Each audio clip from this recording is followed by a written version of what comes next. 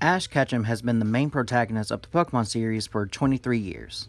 He has had countless battles, he has competed in several regions in their Pokemon leagues and acquired several badges, championships, and Pokemon.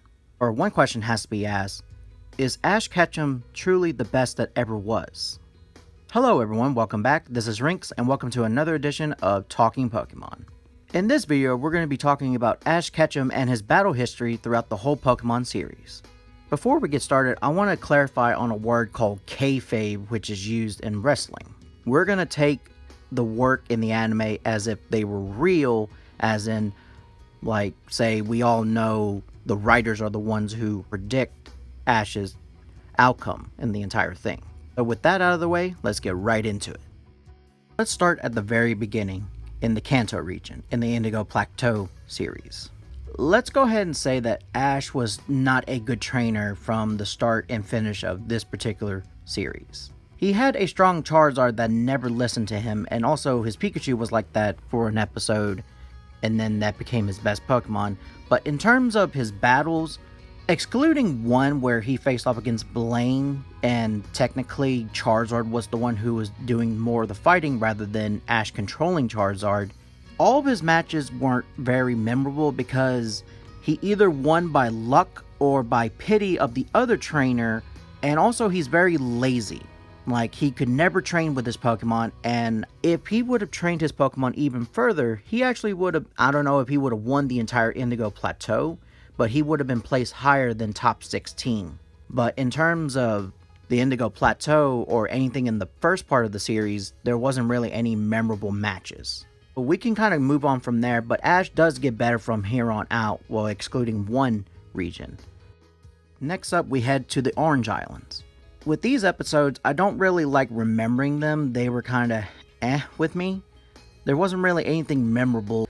But going back to Ash, with Ash, there's only two things notable when it comes to his battling. One is where Charizard finally listens to him and start respecting him, and they defeated one trainer with a Poliwrath. And then after that, one of my favorite matches occurred. Ash gained enough badges to face off against in the Orange League Championship against Drake. This was one of those first times where I've seen an actual Pokemon battle be taken seriously. It was a good matchup. It was actually a good back and forth. And it actually made Ash look like a credible threat. He actually thought about everything he did. He also took everything in consideration, and also it made him very smart.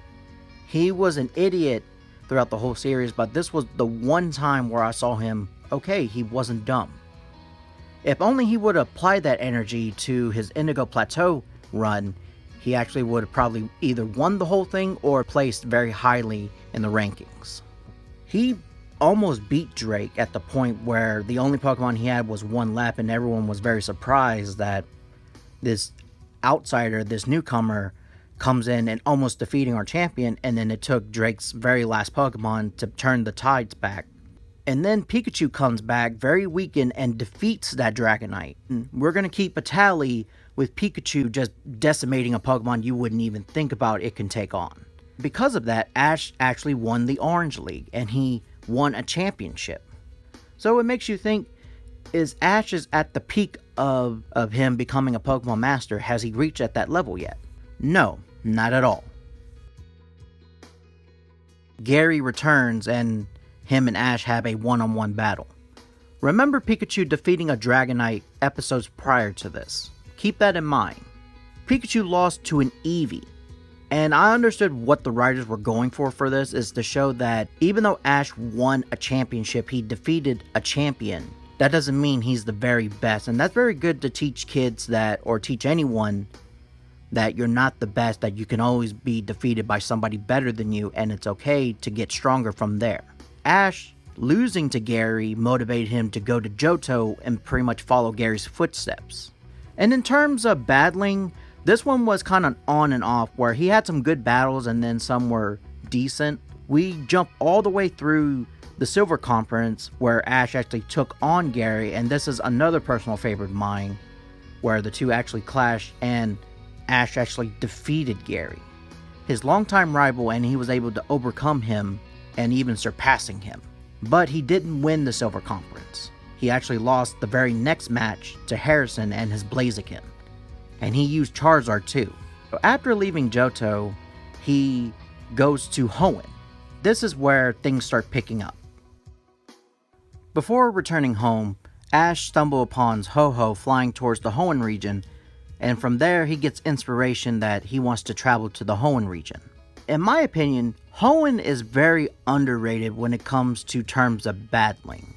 Ash actually had several solid matches in there, and he actually fought against an Elite Four member, Drake. That one was a personal favorite of mine, or one of my favorites. Just the fact that Ash actually took on an Elite Four member. But in terms of battling, again, those were kind of on and off, but mostly good because, again, Hoenn, in my opinion, is very underrated with battles. And then when you get to the Hoenn League, you had Ash versus Morrison, which is a really good match, and then you had Ash versus Tyson, which he lost against too. Hoenn overall is a good experience or a good set in the series, but it gets better after that. After the Hoenn League, Ash actually went to the Battle Frontier in Kanto and wanted to go for the Frontier Brains and see how strong he was. This is by far one of his best showings. All of his matches were actually really good, especially against Brandon. And keep in mind, with the Frontier Brains, they're kind of like Elite Four members, they're that strong. To Ash actually go up against them, it actually shows that Ash was capable of facing against Elite Four members when he actually took it seriously. There was only like maybe 2 of them, I think Annabelle and Brandon, where he has to face multiple times, but the rest he actually beat the first time, which was still very impressive. His Charizard actually went up against an Articuno.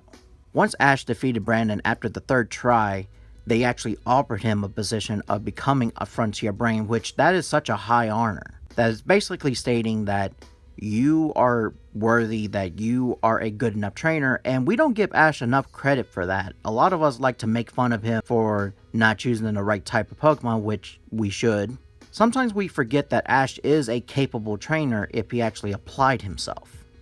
And adding on to the list of Pokemon that Pikachu has defeated, a Regice. That is the first legendary that Pikachu has defeated.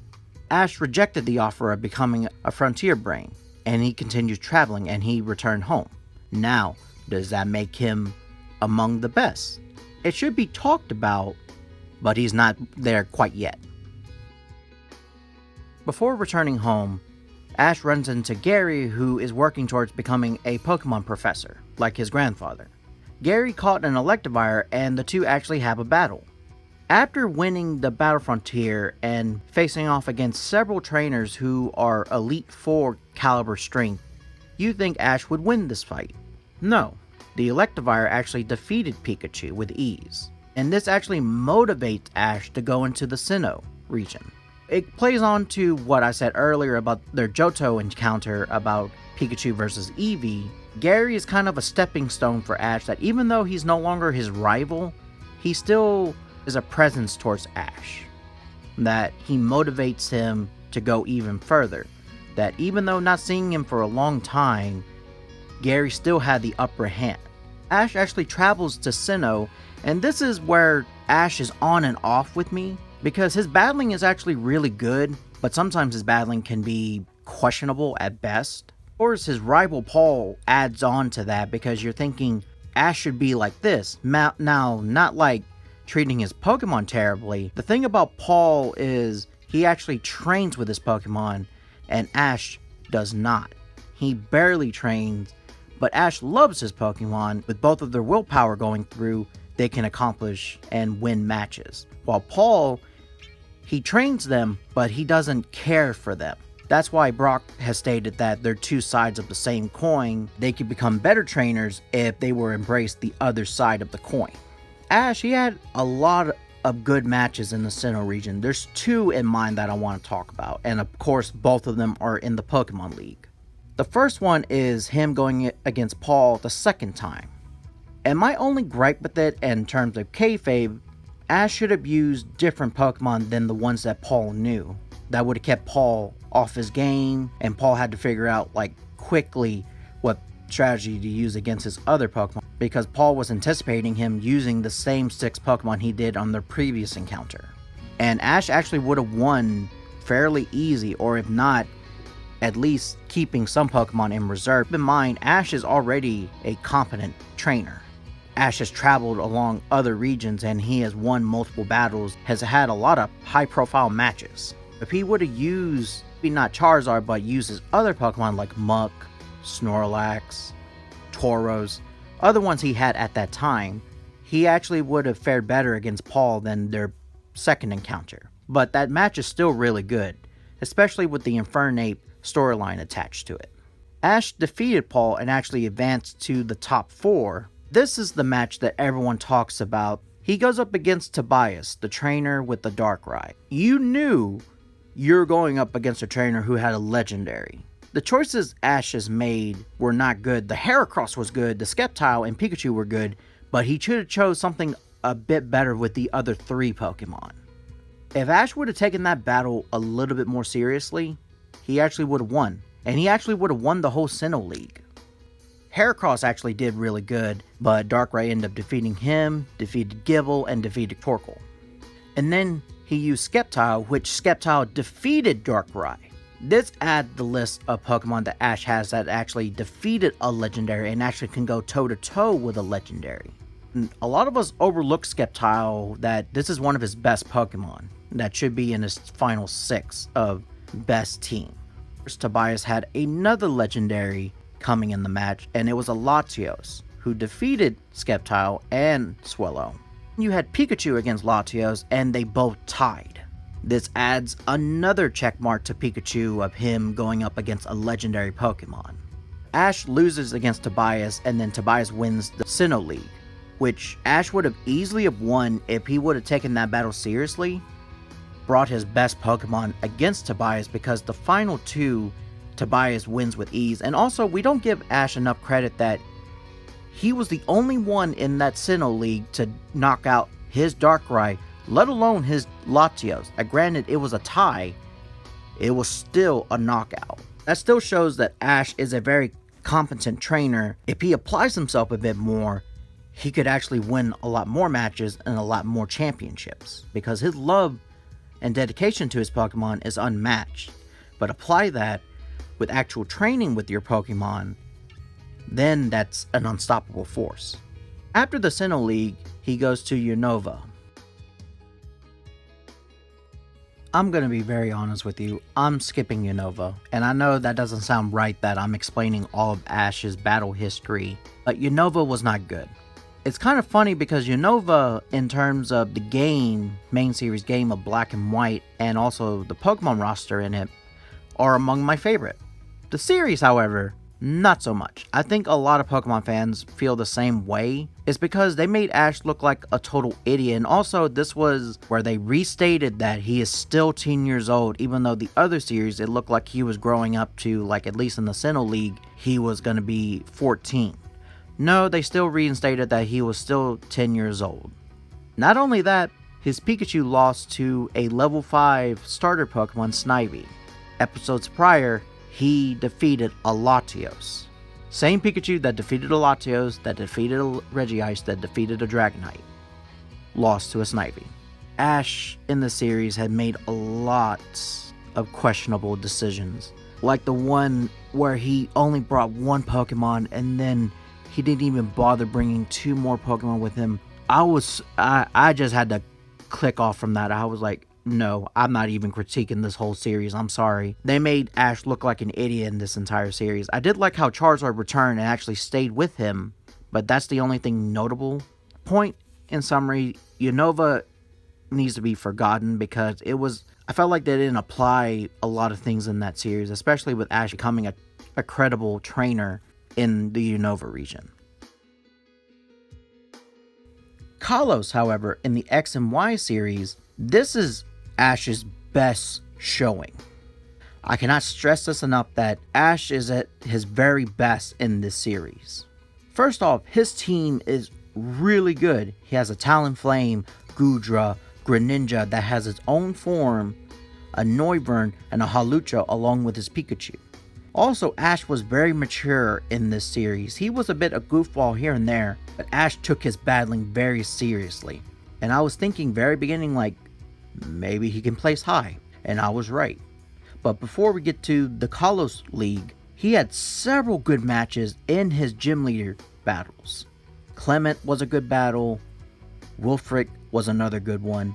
He just had so many good ones. I think it was because of the animation change that all the battles looked very fluent and clean, especially the match against Karina.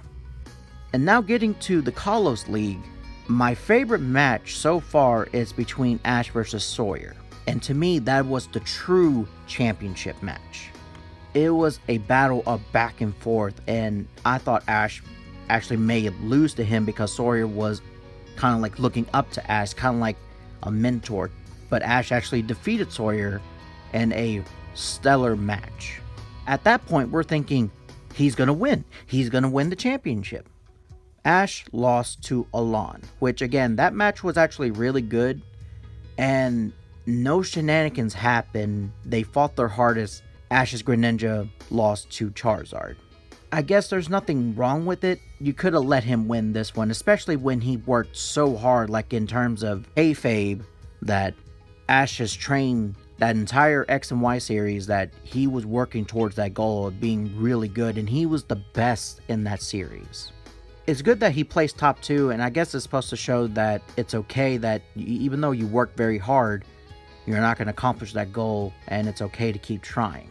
I just didn't like how he lost to Alon. If he would have lost to Sawyer, I would not have been mad. Because, again, Sawyer was more of like a rival to him, and one of his better rivals, too. That Sawyer looked up to Ash as a mentor, instead of Alon, who they try to make him cool, but I couldn't take him seriously, especially with his motivation of he wanted to make her smile again. That part just always weirded me out. So X and Y's was a great series, just had a bad ending. Especially with Greninja leaving Ash. In terms of battling, Ash has really come up to the plate to show his teeth, to show like how strong he can be, and he applied himself, and he went far.